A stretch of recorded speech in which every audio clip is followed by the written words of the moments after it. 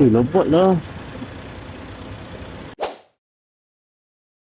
Setelah sekian lama aku tak on awal pagi, hari ini aku kembali mencedok pada awal pagi. Tapi agak berat juga untuk aku bangun.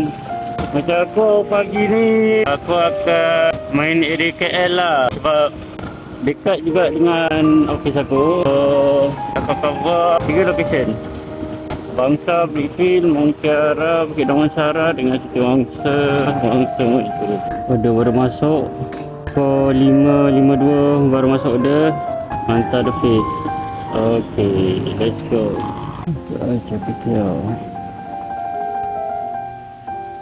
Kalau tak remind dia, sekejap lagi dia tak turun lagi. Dia bagi tahu dia suruh turun. Sebab dekat dia. Angin sepu-sepu ni macam nak hujan ni. Ay, aku dah seringnya dah ni.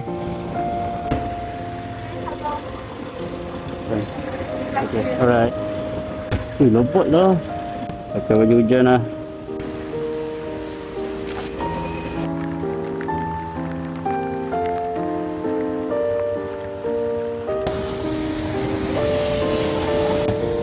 Kalau hujan-hujan je ni dengan tak ada warna hujan, dia baik aku on dulu.